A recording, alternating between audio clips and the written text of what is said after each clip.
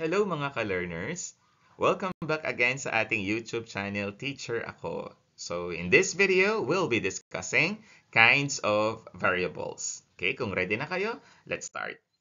So bago natin umpisahan ang ating tutorial about the kinds of variables, syempre, papromote ko muna ang ating YouTube channel, Teacher Ako. So in this YouTube channel, you will be able to upgrade your research and language skills. So kung bago ka pa lang sa ating YouTube channel, click mo naman yung subscribe button at click mo din yung notification bell para updated ka sa mga bago nating uploads sa ating YouTube channel.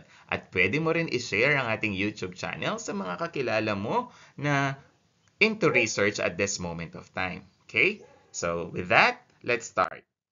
So let us first define what do we mean when we say variables. So in research, variables are elements that can change or vary and are crucial to understanding relationships and outcomes.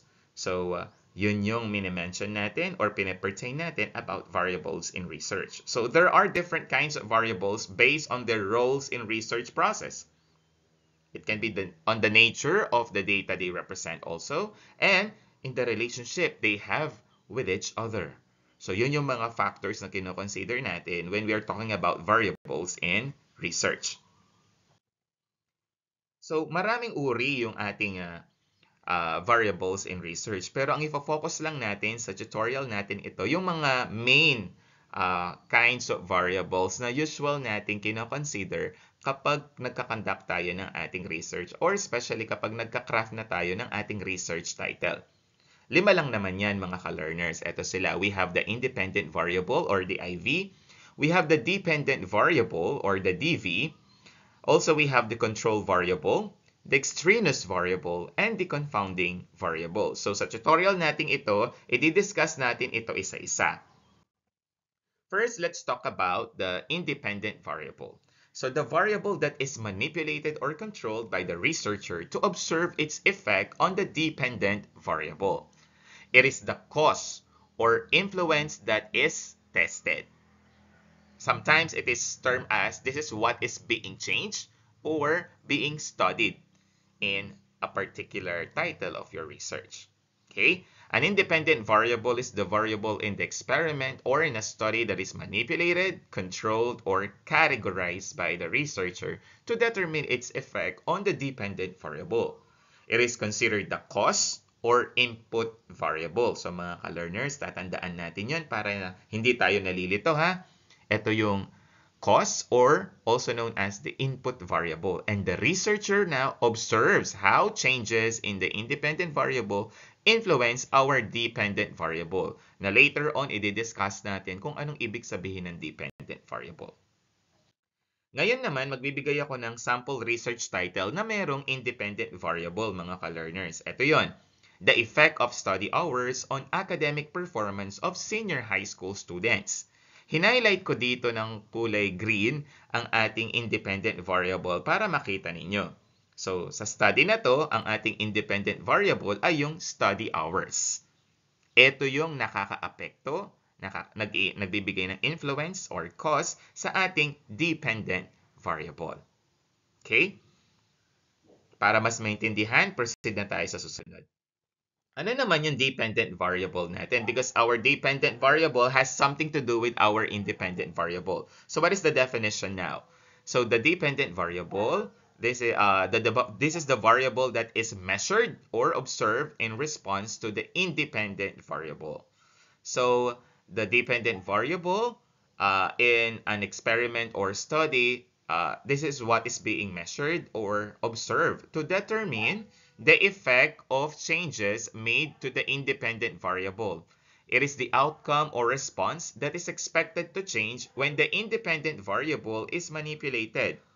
The dependent variable is often referred to as the effect or outcome in research.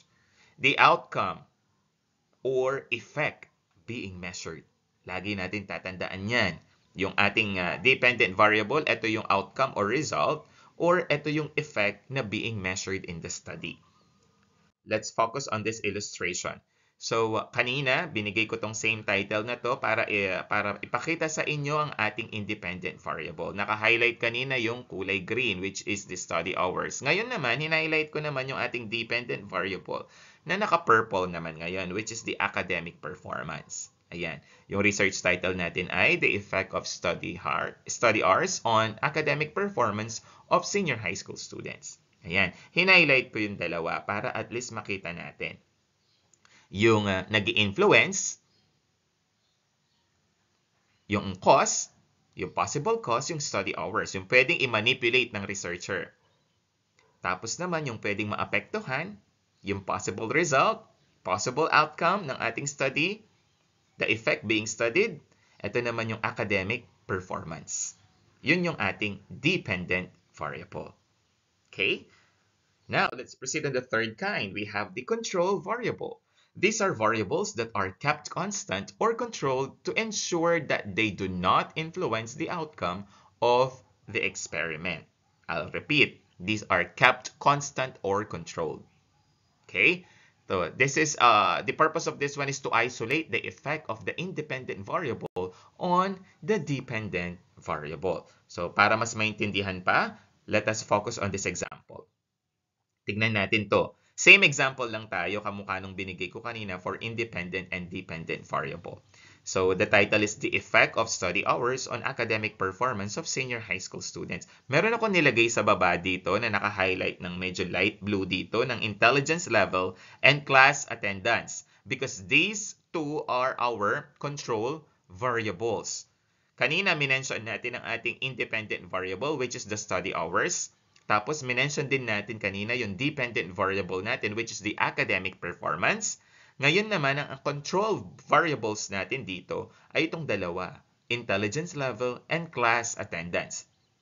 In this example, as I have mentioned a while back, we have intelligence level and class attendance as our control variables.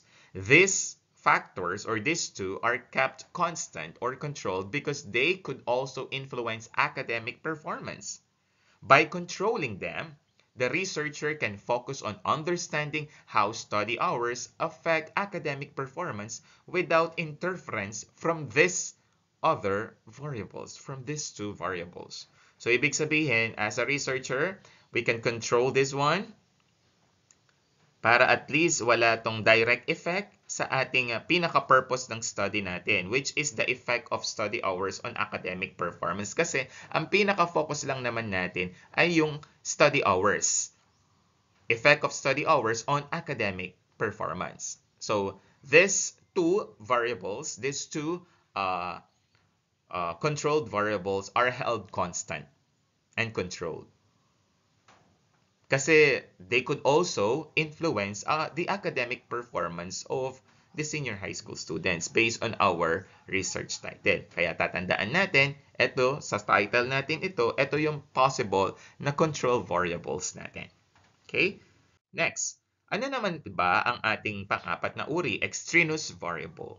These variables that are not the focus of the study but might influence the dependent variable if not controlled. So the extraneous variables, the purpose of this one is like this. Yung parang these variables need to be minimized or should I say hindi naman ito yung focus natin sa study para naman ma-prevent them from confounding the results. Okay, ano ba yung confounding? Later on, mamimension natin yan. When we say kasi extraneous, we call this one as unnecessary or not that important in our study. Yun yung tinatawag nating extraneous by the definition itself. An extraneous variable is any variable that is not the focus of the study as I have mentioned. Kasi yung focus natin yung independent and dependent variable. But this could unintentionally affect the outcome if not controlled. Kaya as a researcher, kailangan i-control natin ang mga extraneous variable na ito. It is an external factor that could influence the results but is not intentionally studied. Actually, pwede niya maapektuhan yung result pero hindi naman talaga ito part ng ating study. Kaya dapat this must be controlled by the researcher. Okay, let's proceed on this example. For example, the title is The Effect of Sleep Duration on Academic Performance of Senior High School Students. Effect of sleep duration, ha? Yun yung pinaka-focus natin on academic performance of senior high school students. Naglagay ako sa baba dito ng possible natin extraneous variable, which is stress levels. Hinighlight ko ng kulay blue. Okay? So, stress here could affect academic performance. Alam naman natin yan.